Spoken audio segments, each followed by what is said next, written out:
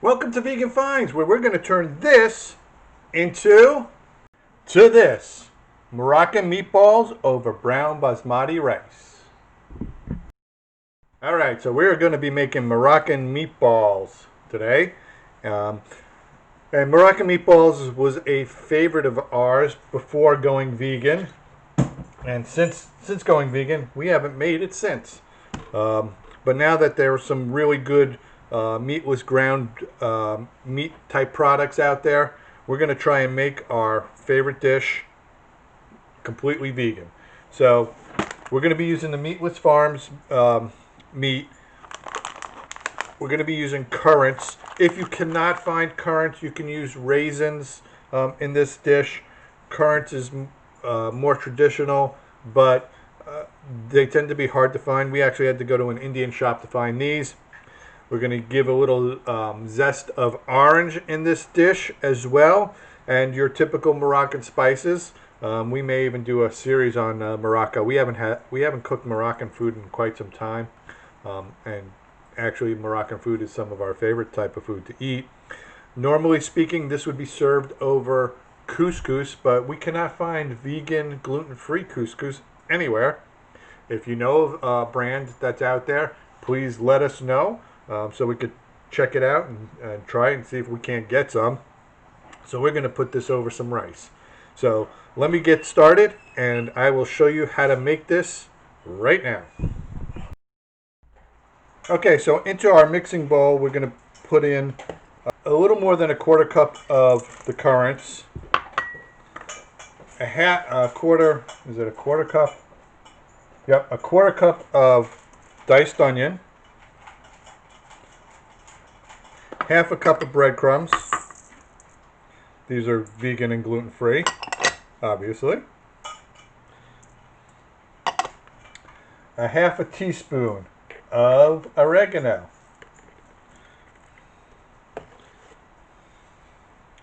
A half a teaspoon of salt. I'm using some white Himalayan salt as opposed to the pink variety. I'm using actually a little bit less than half because we tend not to add too much additional salt to our food. I'm doing a half a teaspoon of ground cumin.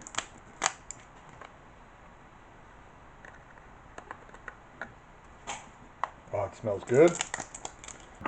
A quarter teaspoon of cinnamon. Now, if you've ever eaten Moroccan food, you'll know that there's always a little hint of cinnamon in their dishes. Cumin and cinnamon are very big spice elements in Moroccan cooking. It really adds a nice, pleasant undertone to the dish. It makes it very, very fragrant. And I'm now going to make a flax egg to add to this. Alright, so I've got my egg replacer here. I used Bob's Red Mill egg replacer as opposed to a flax egg. And now we're just going to mix this together. I'm going to use my hands. And anybody who's ever watched me do this knows this is my least favorite part of anything. Doesn't matter whether it was regular meat, fake meat. I just don't like the way this stuff feels.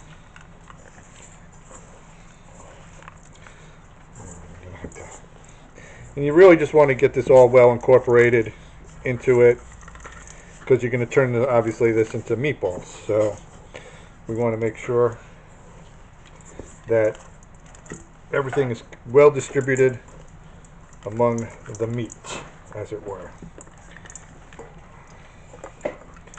Alright. So this is basically done. And we're going to try and turn this into about 20 or so meatballs. So that's it. So the meat is ready to go. It's ready to be turned into a meatball. And now I'm going to make the base for the sauce that these are going to kind of cook in. And that'll take just a couple minutes. And I will be back in a flash to show you how that's done.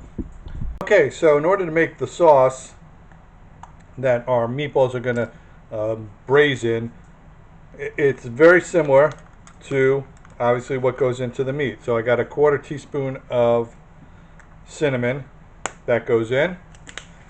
I'm going to do a 1/2 teaspoon of cumin.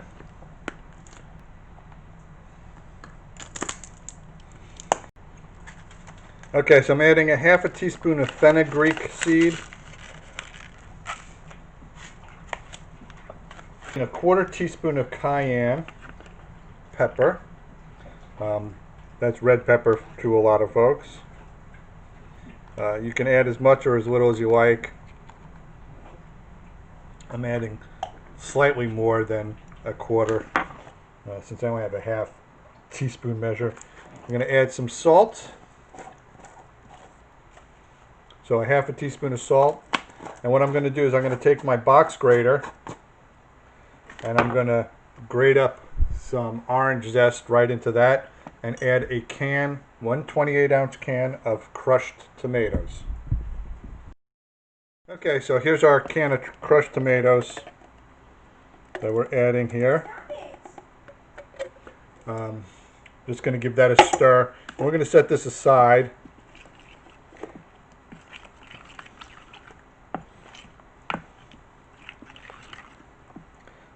And get back to making the meatballs. Okay, so we're going to start adding our meatballs into our pan here. We just want them browned on all sides. My lovely assistant is helping. She's the one who rolled the meatballs? Oh, she rolled most of the meatballs. I did roll a few. Because her husband was You know, he doesn't like this routine. I was doing it just fine. It's because you can't cook rice. That's the problem. So, we're going to brown these on all sides. And it's okay if some of the stuff sticks. This is, you know, it's not like working with regular beef, as it were. So, but you also don't have to worry about it being cooked through, because basically this stuff is mostly cooked to begin with. It's plants. So we're going to brown these up, and I'm going to show you once they've been browned off, the next step, which is to add the sauce, and then we're going to cover it and let it simmer. As you can see, our meatballs are starting to brown, which is good. It's only been about, I would say, not even 3 minutes, because I got some stuff in the microwave that we're cooking. And I set the timer for the microwave for 3 minutes. That's how I know. So you basically just want to get it browned on all sides, because it's going to have a nice little crispy crunch to it on the outside, and then we're going to add the sauce. Okay, so I'm adding the sauce, and I'm lowering the heat. Now this should cook for about 10 to 15 minutes. You just want everything to kind of come together. Since the meatballs are already basically cooked through at this point, you're going to cover it and just let them stew in the meat, in the sauce here. And I will show you the finished product.